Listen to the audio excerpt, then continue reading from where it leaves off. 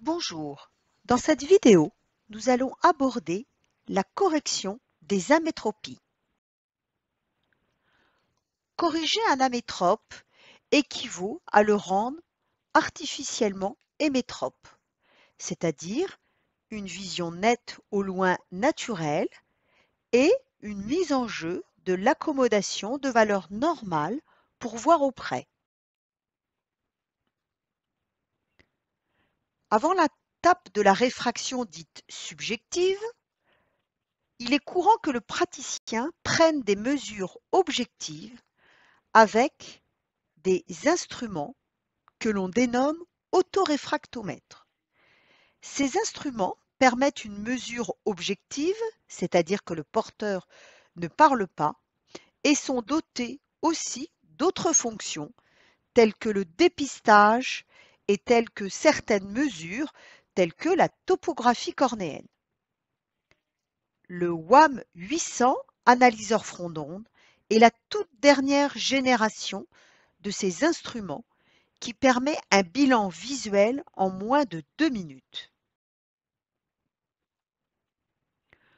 Concernant la réfraction subjective, le praticien, qui peut être un ophtalmologiste, opticien ou optométriste, a à sa disposition différents instruments de différents niveaux technologiques pour réaliser cet examen de vue, dit réfraction subjective.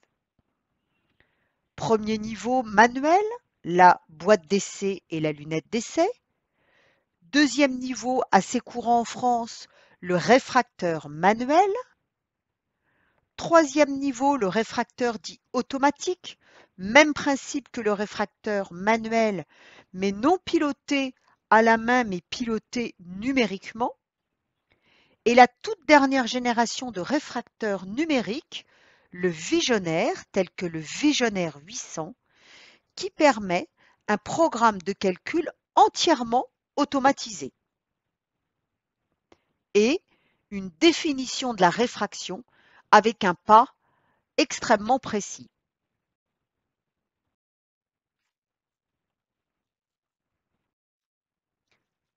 Abordons les différents modes de correction des amétropies. Première amétropie, la myopie. Les symptômes du myope sont une vision de loin floue et une vision de près nette, mais avec un rapprochement du plan de lecture. Le myope plie souvent les yeux dans la rue. Pour rappel, l'œil myope est un œil trop convergent.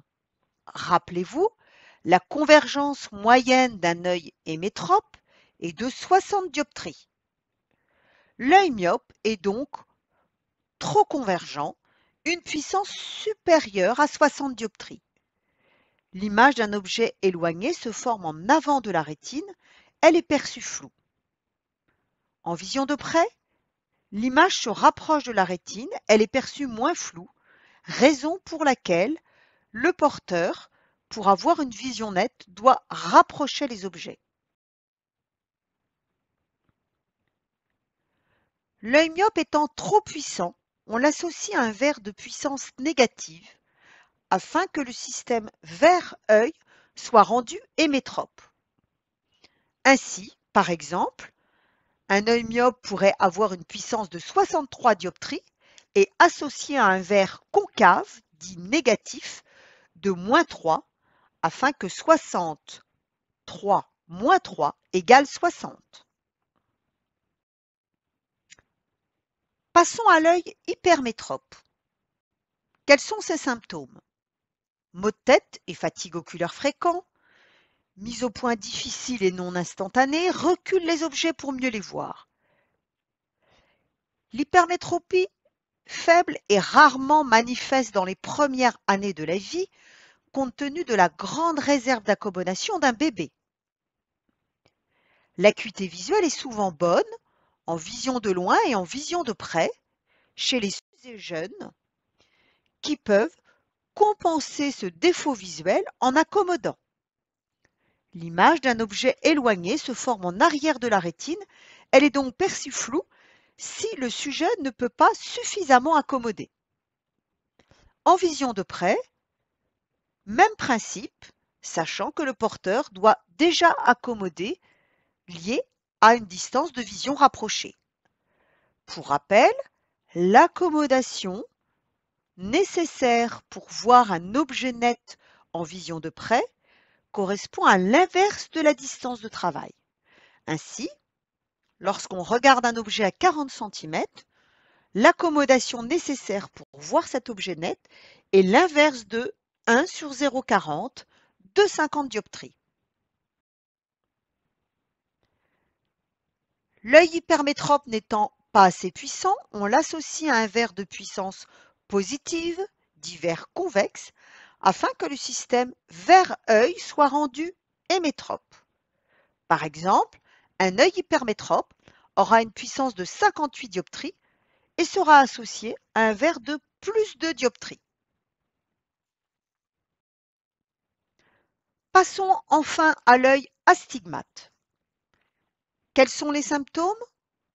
Maux de tête et fatigue oculaire fréquente, difficulté de concentration à la lecture, confusion de lettres parfois, voit aussi mal de loin que de près, en fonction du défaut, mais bien souvent les premiers symptômes peuvent être une fatigue oculaire, une difficulté à la concentration, des maux de tête pour un travail prolongé de près, mais aussi parfois de loin, tels que la conduite, le cinéma. Confusion de certaines directions. Ainsi, un astigmate pourrait voir certaines directions plus nettes que d'autres. Dans ce cas présent, l'astigmate pourrait voir les horizontales plus nettes, alors qu'un œil non astigmate verra la mire de façon uniforme.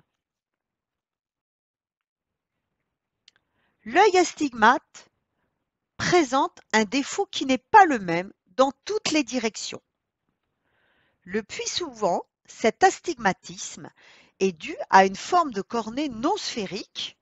Au lieu de ressembler à un ballon de foot, la cornée s'apparente plutôt à une portion de ballon de rugby. Différence de cambrure entraîne donc différence de puissance.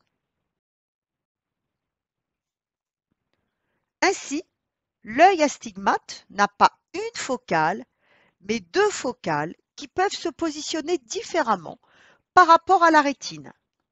Dans le cas présent, une focale est en avant de la rétine, focale myope, et une focale est en arrière de la rétine, focale hypermétrope. Voici les 5 types d'astigmatisme existants en fonction des positions des focales en avant ou partiellement sur la rétine ou en arrière. Quel est le mode de correction d'un astigmate? L'œil astigmate a deux puissances différentes, deux puissances sphériques, selon deux axes qui sont perpendiculaires entre eux. On associe donc un verre torique, définition d'un tore, deux puissances sphériques perpendiculaires entre elles. Prenons un exemple. Cet œil astigmate est associé à un verre torique de puissance sphérique plus une 50 et de puissance sphérique moins une, dans deux axes perpendiculaires entre eux. Comment écrire la puissance de ce verre qui définit ce défaut visuel? Dans ce cas, l'œil a un défaut visuel compensé par une puissance sphérique négative de moins 1 à 120 degrés, verre concave, et une puissance convexe positive à 30 degrés, puissance sphérique convexe, perpendiculaire à la puissance négative. Nous pourrions donc ainsi écrire la puissance moins 1 à 120 degrés et qualifier la différence de puissance entre les deux axes, entre le moins 1 et le plus une 50, de plus de 50. Mais nous pourrions aussi partir de l'axe de 30 degrés positif, plus une 50 à 30, et qualifier la différence de puissance entre les deux axes de moins 2,50. La convention pour écrire la formule du verre torique est la suivante. On écrit verre sphérocylindrique de moins 1 plus de 50 à 120 degrés.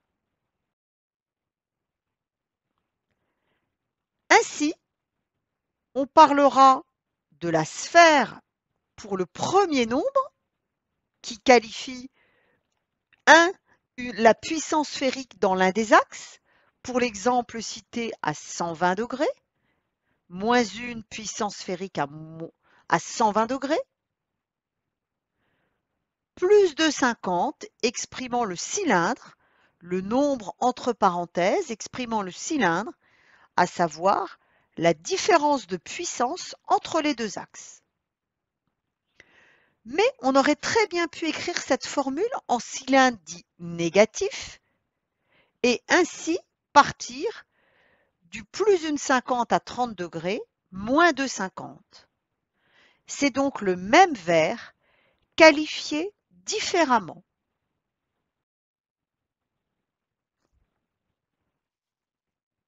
Concernant l'axe, la convention pour déterminer l'orientation de l'axe du cylindre est la suivante. Tel un rapporteur d'angle, il conviendra de prendre en compte la position du 0 degré toujours à droite de l'œil selon ce dessin qui est appelé schéma Tabot. Vous constaterez que l'on prend en compte uniquement le demi-cercle trigonométrique supérieur.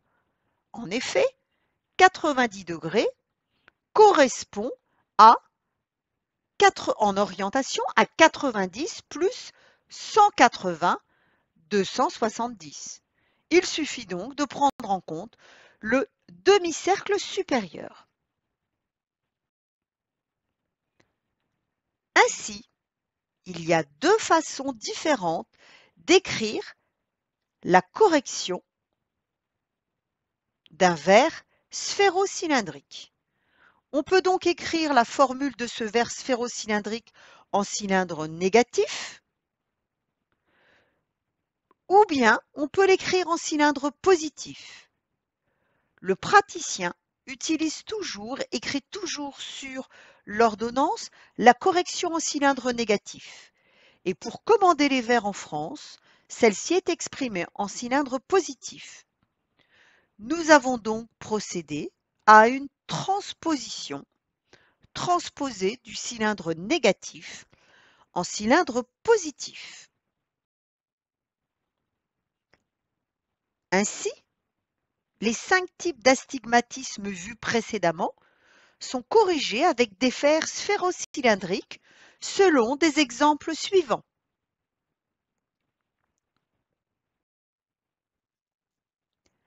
Un peu de difficulté dans la compréhension de la correction de l'œil astigmate et dans la lecture et la transposition des verres? Pas d'inquiétude, ces notions seront reprises et discutées ensemble lors de votre prochaine classe virtuelle.